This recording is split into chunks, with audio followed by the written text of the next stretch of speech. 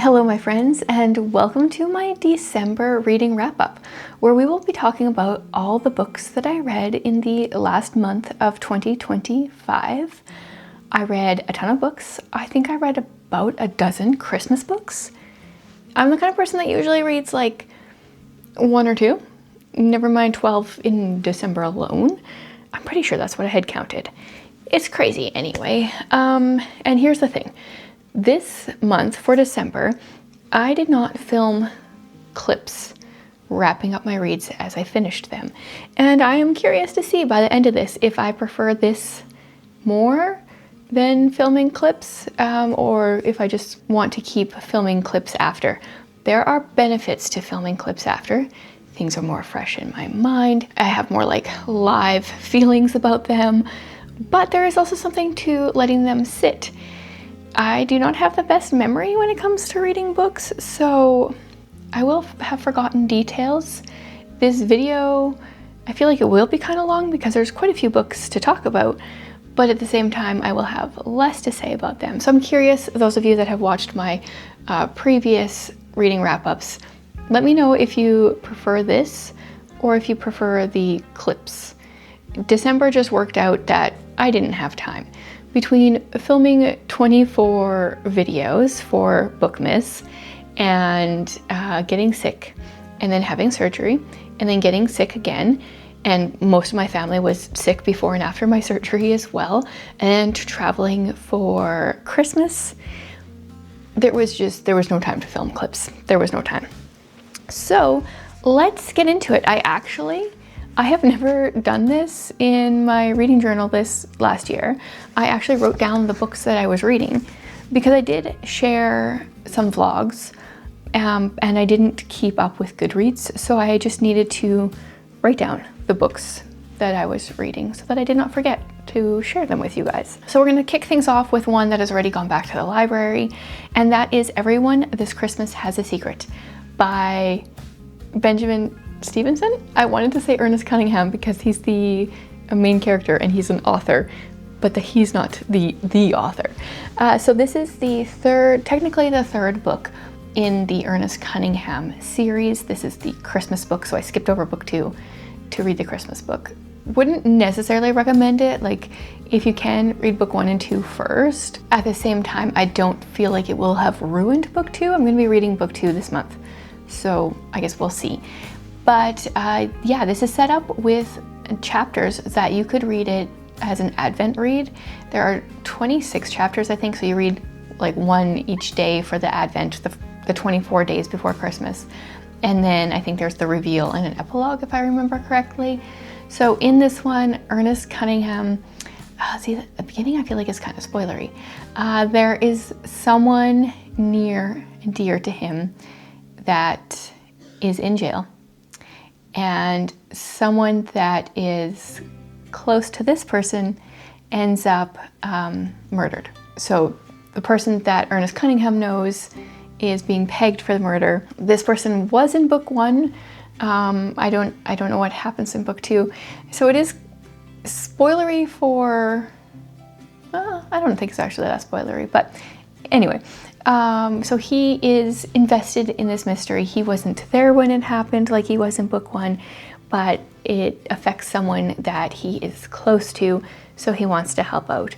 And the person that died was like a very rich person that was running a program for troubled late teens, early 20s kids. Like, these people have been working with him for quite a while. And then they host some kind of like magic show. And so every day of the book, the book only takes place over a couple days, but every chapter, which if you were reading it like an Advent reading, style reading, it would be every day for you. There is a like little door that you open and it has some kind of big reveal or small reveal some days. It was an interesting story, an interesting way to do it. I do think that I preferred book 1, and that also might just be because it is a Christmas book-ish. It's set about Christmas time, but I didn't find that there was anything really Christmassy about it. Plus it's set in Australia, so they kept talking about how hot it was, and for me, that's not Christmas. So yeah, I still enjoyed the book though, still enjoyed the series. Going to keep reading the series, obviously, because I'm going to be reading book 2 here in January. Then next book, kind of a Christmas book, was kind of advertised as a Christmas book, but honestly it was more of a Hanukkah book. It is Let It Glow by Marissa Meyer and Joanne Levy, I think. And I'm always interested in reading anything Marissa Meyer writes. I really enjoy her writing. And this was kind of marketed to me as a Christmas version of The Parent Trap. We have 2 girls. We have Holly and Aviva, who were both adopted, and they meet one day and they realize either we are like doppelgangers or we are legit sisters and twins, identical twins. Since their birthday is the same, they decide that must be what it is. And they very, very quickly decide to switch places. So we've got Aviva, who has been raised in a Jewish home, and Holly, who's been raised in a Christmas home, not like a Christian home, just a home that celebrates Christmas. And they think it's cool to try out each other's traditions, but the whole vibe of the book is more that like Hanukkah is better because I don't know, that's the feel I got from it. It was like Christmas had the tree, but Hanukkah had all the food and different, I don't know. So it was a fun read. I liked the Parent Trap style type thing, just from like the childhood nostalgia of watching the Parent Trap, but it wasn't really a Christmas book in very many ways. They went skating and like there was a few like little Christmas things, but it didn't quite live up to what I was hoping for. Then I've got Skipping Winter. This is a short story collection. So they're short stories kind of about Christmas, but they're all about people that kind of go away for Christmas, or sometimes some of them take place like right after Christmas. We've got like some hot places that they go to. Some people are snowed in. It's just like all very different Christmas vibes. I gave the collection 4 stars. It's very hard to give a short story collection especially when they're all written by different authors, 5 stars, because then I feel like every story has to be 5 stars. But it was enjoyable. There was some variety. I don't know if I can remember each story enough to say much about them, but it's a great way to learn how some writers write, and a great way to like maybe get introduced to more writing and then dive into like their longer works. So there was that one. Then I read City of Serpents, which was book 4 in the Secrets of Ormdale series. So we've got a Victorian Gothic style fantasy story where we've got a clergyman's daughter who is going to her father's childhood home, and she finds out very quickly that the place is called Wormwood Abbey, that there are dragons there. And she also has a little bit of a secret because she has a pen name, but she is a writer of detective stories. As a Victorian woman, that is not a normal thing. And so I can't really say what happened in book 4. I enjoyed book 4 more than book 3. So far this series, I really enjoyed book 1. Book 2 was okay. Book 3 wasn't very great. Book 4 was better. And then there's one book left. So hopefully I'll just like swing back up and love book 5. But if you want like a cozy fantasy series, definitely book 1 gives all those vibes, and then like the other ones in varying degrees. But it's a really awesome idea. Like I love the premise behind it. I would definitely recommend the series. Then I read a book I finally have a physical copy of, A Soul as Cold as Frost by Jennifer, still don't know how to pronounce her name. So this is book 1 in the Winter Souls series. It's a 4-book series, and I just kind of out of the blue decided, yeah, I want to try this series, start this series this year. It is a winter book.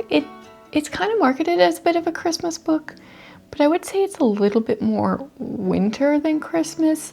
And it is a portal fantasy. So we've got this girl named Helen, which I will say that the name Helen kind of bothered me throughout the book because she didn't seem like a Helen. And her name wasn't mentioned enough that when her name was mentioned, I was like, oh, that's her name? It was minor, but it took me out of the story, so it's worth mentioning. So Helen is shopping for Christmas one day before Christmas, and this girl bumps into her and hands her this like globe of some sort, some kind of like ball, and tells her to keep it hidden. And then she goes and she starts flaunting it around everywhere, trying to get rid of it. But it turns out there are some terrible people out to get it. And then she comes across someone who tries to help her bring it to where it needs to be. I felt like I liked the idea of the story. She walks into this coffee shop where she is given like wonderful tasting hot cocoa. There is quite a bit of allegory near the end of the book, but there was quite a bit of it where I was confused as to what was going on. So I do think I will continue with the series, maybe like next Christmas, read the next book. And I'm not one that likes my fantasy to be quite so on the nose as far as allegory goes, and it wasn't really until the end, but I feel like it has good bones. I'm willing to keep going, and we are reading the first book of a different series of hers in December for the indie book club. So I have high expectations for it. I feel like it makes me feel like she is a good writer, so I should enjoy other books by her. And it just had some neat little extras with like some pages being darker, and then there's some pictures. I would definitely recommend checking it out. Oh, then I read a short little book. It was called On Getting Out of Bed. It is a nonfiction that I am part of a in-person book club that reads Christian nonfiction. This is my second month being part of it. And the whole idea is it's written for people that are struggling with depression and maybe suicidal thoughts and that kind of thing. So the idea is getting out of bed when life feels overwhelming. And we haven't had our book club on it yet, so I'm hesitant to say too much because it's always interesting to hear other people's thoughts, and it might influence my thoughts on the book, especially this one in particular. As someone that does not struggle with this, the book was very depressing, but it wasn't written for me. And so then obviously that affects things. There were a few times where I was assuming the author didn't quite mean exactly what they were writing, but they didn't expand enough for me to know. Like there was some stuff that felt a little bit self-lovey, and maybe that's not what they meant, but he didn't expand on it. I can't even think of what the author's name was right now. The book is about 120 pages, and it took me forever to read. Like it was just not enjoyable, and obviously the subject matter is heavy, but I feel like I didn't really enjoy how it was written. I gave it 3.5 stars, and I'm curious to hear other people's thoughts after the book club, because if there's someone that feels like, oh, this book was written for me and it was very helpful, then I could give it a higher rating or have better things to say about it. But just how, like, my experience with it, I wouldn't recommend it. But I'd kind of like someone that does struggle with that to read it and let me know, is it a good book? So that's one I just don't really know how to talk about. Then I listened to, while working on a puzzle, A Christmas Carol by Charles Dickens. I wanted to reread this book last year and I didn't get to it. And then one of my patrons mentioned that he listens to it every year. And I was like, I can listen to it. It's I think 3 hours-ish on audio. And at 2 times speed, it doesn't take that long. So I was doing a puzzle and listened to it. So we follow Ebenezer Scrooge. I feel like most people probably know the premise. He gets visited, first of all, by the ghost of his prior business partner who died, Jacob Marley. And then this book is so cool. Like, it's even like that. It's just pretty. Then he gets visited by 3 different ghosts, the ghosts of Christmas present, past, and future, and he changes his ways. He goes from being a penny pincher that only cares about money to being someone that cares about people. And yeah, it's just a great story. We watch the Mickey's Christmas Carol version every year, and it was good to read the book again. I think that might have only been my 2nd time reading it, or it might have been my 3rd. Not really sure. It's definitely Dickens' like shortest book. I'm not sure if it's his shortest, but if you've never read a Dickens, this is a really good way to just check a Dickens off, and it's not as wordy as his other ones. Oh, I listened to another Christmas book after that, and this one is very much out of my element because it is actually a like romance book. It's One Foggy Christmas by Courtney something or other. And what intrigued me, I heard about it from a few different people. What really intrigued me is the main character, after being married for 3 years or something like that, she gets into a skiing accident. She wakes up, she forgets her husband. Like, she remembers life, I think like 6 months before she met him. So she wakes up thinking she should be married to a different guy. And then we flash to the day that she meets her husband, and most of the book is kind of their love story, and we get that, and then we go back to her in the hospital. And I just thought it was an interesting idea because you wake up in the hospital, you're married to someone, and I thought it would be a sweet love story of him like trying to win her back maybe. And honestly, I just got really annoyed at the main character because she seemed very self-centered. Her whole idea was just like, I need to do what's best for me. And I don't like that.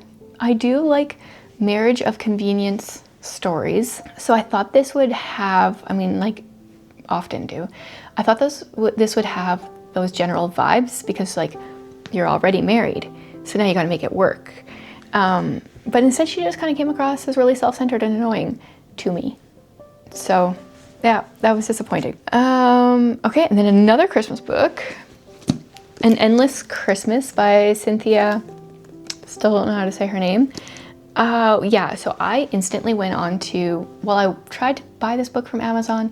I don't know if it's not in print anymore, but I got a copy from Thrift Books. It should be arriving here soon because I was like, I need to reread this every year.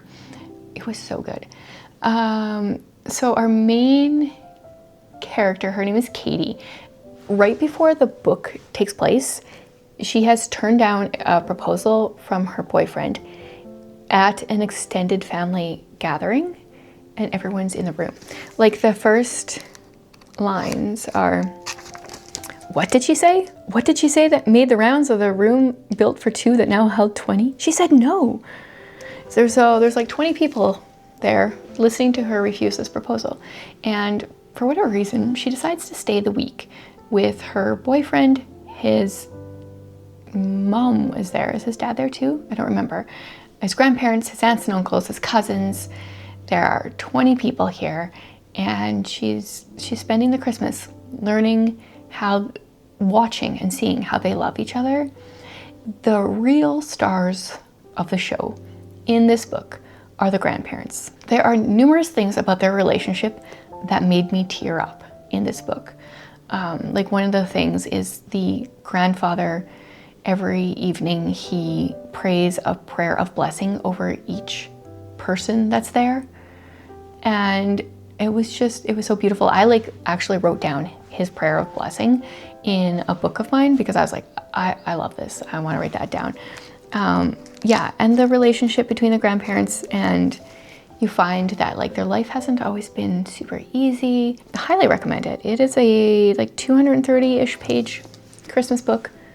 Just a small book, a quick read. Really enjoy it. Highly recommend it. I read it, then Reika read it, and then she had brought it along for Christmas, so my mother-in-law read it while we were at her house. It made its rounds, this little book, this year. Then I had another excellent read. I read Vera Wong's Guide to Snooping on a Dead Man. I talked about this in my Patreon / membership book club. I guess I should say I do have the YouTube membership live now, I think. I mean, it is. I just don't quite know how it all works. I'm currently working on, hopefully by the time this goes up, I will have or will soon have the backlog of old videos there. But if you would have always wanted to be part of Patreon, but you didn't want to move over to a new platform, I do have it on YouTube now as well. Anyway, I talked about this in our December book club because every month we get together and everyone shares like a book or two that they enjoyed that month, or 3, or sometimes we rant about a book. But I wanted to rave about this one. I really enjoyed the first one. What was Vera Wong's Guide? Unsolicited Advice for Murderers? Vera Wong's Unsolicited Advice for Murderers. I think that's what it is. I enjoyed it. But when I was reading this one, I was like, this one is so much better. And I don't know if it's just because it's been a while since I read book 1, but definitely I would say read them in order because there are a cast of characters from book 1 that pull into book 2. And Vera, she stumbles across a mystery. She meets a girl outside the police station, learns about this girl. It ends up being tied to something else that she has recently found out about. And she invites all these people that are suspects into her house. She makes them a big meal. She's always bringing food to people. And she does such a good job with finding like lonely people and bringing them together. Like she has been creating family in these books. And like that means so much to me, even though I'm in it for the mystery. I love that addition. And then Vera is just hilarious. She is an Asian lady she's only 60. Sometimes, depending how she needs to look, she will make herself be like, oh, I'm a feeble old lady, or like, I have power. But she speaks, the author, Jessie Sutano, I don't actually know, Sutanto, she does such a good job writing her because she writes her with an accent. Not that she has an accent, like writes the accent exactly, but she leaves out certain words. I'm trying to see. Oh yeah, okay. Don't be silly, Vera says. Why are you so drama? Like instead of dramatic. And she talks about the Instagram and the TikTok. She actually gets really big in social media in this book. And the ending, which I can't tell you, is very intense and deep in like how do I word things without spoiling it? I really appreciate what she was shedding light on. I'll say that. Definitely recommend it. Gotta read book 1 first in order to read book 2. And if you don't love book 1, please keep going with book 2 because it's so good.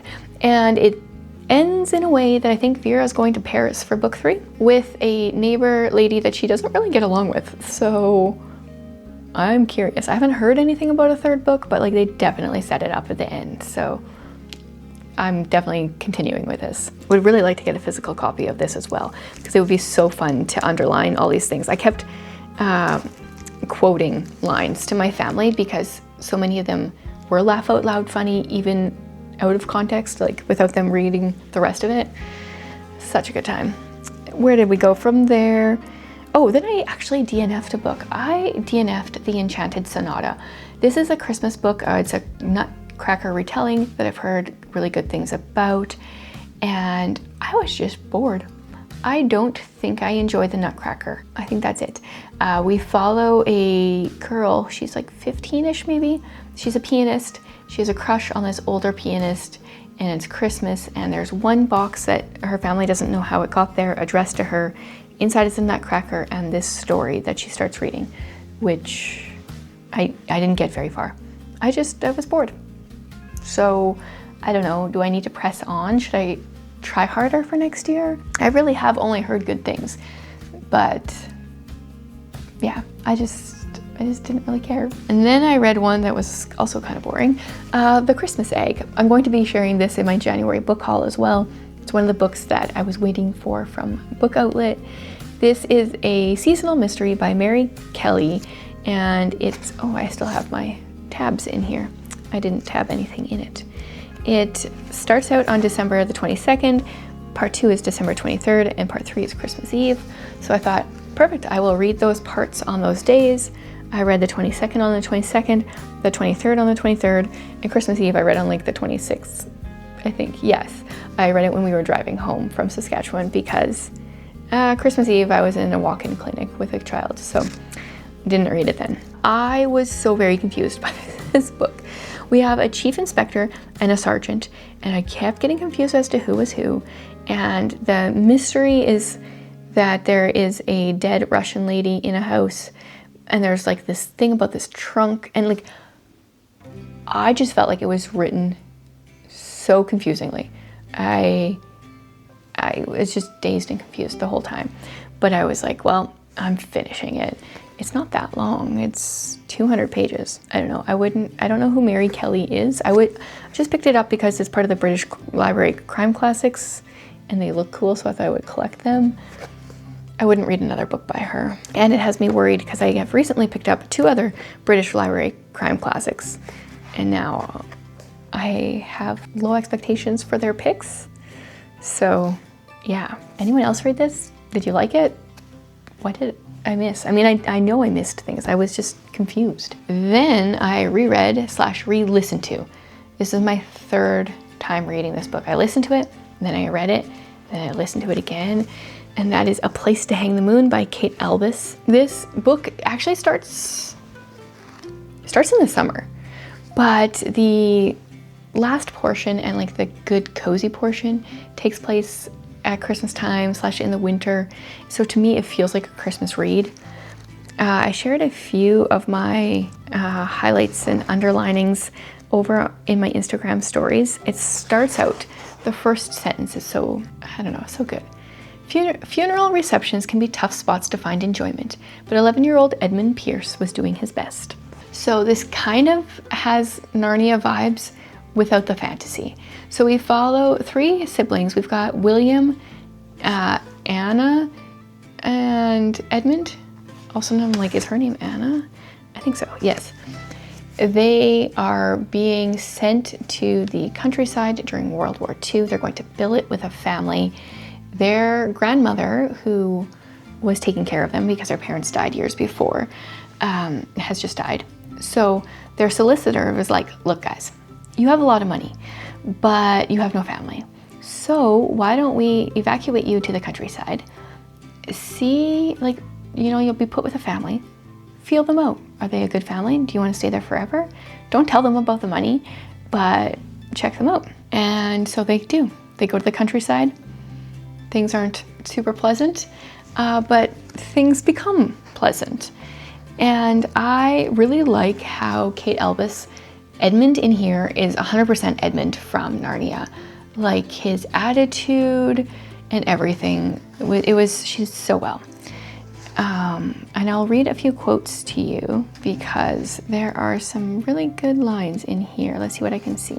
I just need to find some that make sense out of context. I always find that a cup of chocolate makes an unpleasant task a bit more bearable. Yes, as a hot cocoa addict, that's a great one. Okay, I guess that's all I can say for now. But they do go to a library in here. They're all avid readers. They go to a library, and in the back of the book, there is a William, Edmund, and Anna's recommended reading list. And these are the books that they talk about, that they either check out from the library or they talk about in some way. And there's just some great ones on here, like A Little Princess, Murder on the Orient Express, Anne of Green Gables, 5 Children and It, The Hobbit. Yeah, it's so cozy. I read Kate Albus's book after this and I didn't enjoy it. I actually quit it.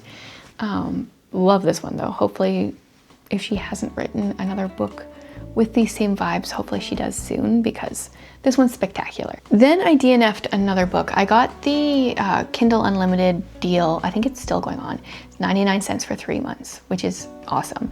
So I heard of The Girl Who Ruined Christmas. This is a middle grade Christmas story. And it just got to the point in the book where I felt like I could tell how she was gonna ruin Christmas. And I just didn't want to read the cringiness of it. It started out very interesting. The first chapter was very fascinating. And it's only a novella, so part of me was like, oh, I should just keep going. But I had other books I wanted to read, so I quit it for now. If I hear more good things, I'll pick it up again. I don't mind pushing myself to finish that one. Then when we were out for Christmas in Saskatchewan, my mother-in-law had a couple short Christmas books, so I read both of them. The first one was A Stranger for Christmas, and this had to do with, like, it was only about 100 pages, so very short. This had to do with two little old ladies in a nursing home who, one of them doesn't have a family, the other one does. She has 5 kids, and the one without a family was like, your kids would never just take in a random lady. Like this lady was like, I would just love a family to take me in for Christmas. She's like, my kids would do it. So the one with no family was like, okay, put them to the test. So these two little old ladies, they invented this fictitious lady that lives close to these kids and gave her a little backstory. And the one old lady called up each of her kids to see if she would take this old lady in, if they would take the old lady in, this imaginary old lady. And she was like, I want to see if I raised them right, like they'll take her in. Yeah, and it's 100 pages, so I don't want to like ruin the ending, but it was pretty funny. It was funny seeing these two little old ladies get really invested in this fictitious lady's life. Like they were feeling so sorry for her, even though they know that they just imagined her. Really enjoyed that one. I give it 5 stars. And then I also read The Christmas Box by Richard Paul Evans. This one I only give 3.5 stars because, yeah, I don't know. This is a true story, and I just feel like maybe not written the best, but it's about this young family that moves in with this older lady. She kind of wants someone to cook for her, but mostly she just wants people around. And they find this Christmas box in her attic. Also only like 100 pages, and this one I think it's a trilogy. It was okay. It wasn't my favorite. Then I finished The English Understand Wool by Helen D. Witt. This is only 75 pages or so with massive font. And this is a book where I was just like, what am I even reading? The first few chapters, so our main character is this 17-year-old girl. The first few chapters, she's telling us about different fabrics and how to get them tailored. And you can tell that she has been very well cared for, very rich, very well-to-do. And then a few chapters in, this like bomb is dropped. And I think I can tell you what it is because it's like percentage-wise, I feel like it's early enough on in the book that it's not a spoiler.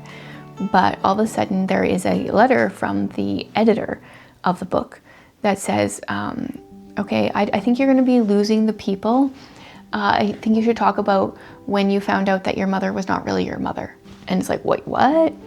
And the rest of the book is just this 17-year-old girl writing the story the way she wants, while the editor and the people at the book industry are just like, don't write this. This isn't an interesting story. Don't write it. And so she keeps writing it. And therefore, the author just wrote a book pretending to be someone else that wrote a terrible book. Yeah, I gave it 2 stars. Thankfully, it didn't take very much of my time. Just like, what am I even reading? Yeah. And then the last one, I actually technically finished this in 2026 because I finished it at like 1 a.m. But I hadn't gone to sleep yet, so in my mind it was still 2025. And that's The Blythes Are Quoted by L.M. Montgomery. Shalise from Sodbuster Living made me this bookmark that has an Anne of Green Gables quote that I used in it. So this is technically the end of the Anne series. We've got a number of short stories. We've got a number of poems by Anne and Walter. And yeah, I thought it was good. She's got some more intense characters in some of these short stories. We've got a little bit of murder and kidnapping, and yeah, so they're not just as like light and cheerful as her other stories are, but there are still some like her older ones. She was supposed to be publishing this. How did it go?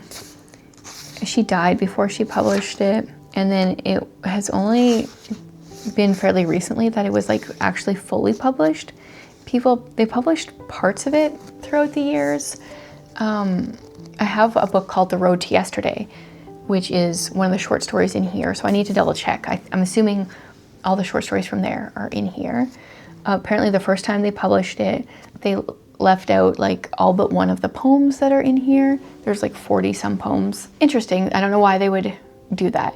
But I'm glad I read it. Yeah, it's different, especially knowing, like, if you know some of Maud's personal story, understanding why she kind of wrote some darker characters. But yeah, I'm glad I read it. It was a bit of a chunker to end the year, but now I've like officially read all 9 books in the Anne series. Not that this one is often considered part of it, but it really is, because we've got, when Anne is reading some of her poems, then there is little snippets of conversation. The idea is that Anne is reading her poems in the evening with some of the family members, and then we have some of the dialogue between some of the family, which is interesting. There's a little bit of like flashbacks to, you know, her time living in Green Gables and as an orphan and all the different years throughout her life. And the short stories, while they don't really feature any of the Blythes, it's called The Blythes Are Quoted because everyone seems to well, not everyone. Most people think very highly of the Blythes and quote them, and then you get some characters that are like, stop talking about Mrs. Blythe. I'm so sick of hearing about her. And most people really respect them, except the people that are annoyed about hearing about all their perfections. Just how perfect they are. Yeah, so that, if I actually wrote down all the books, that is my December reading wrap up. Despite everything that was going on in December, I read a lot of books. That's 1, 2, 3, 4, 5, 6, 7, 8, 9, 10, 11, 12, 13, 14, 15, 16, 17 books and 2 DNFs, and 24 videos, plus 2 for Patreon, plus illness for everybody, plus surgery, plus travel. It's kind of crazy, actually. Yeah, so that was it. That was the end of my reading for 2025. I will be having a best books of 2025 coming really soon. It might be my next video. I read so many great ones. Yeah, so let me know. What did you read in December? Did you like this format of me just sitting down and telling you about all the books at once? Better or worse than when I talk about them right after reading them? I'm kind of torn myself, so I'd love to hear your guys' opinions. And then after this, it will just be a new year of new reads. My January TBR is fantastic, so I'm excited about that. Thanks for joining me for another reading year.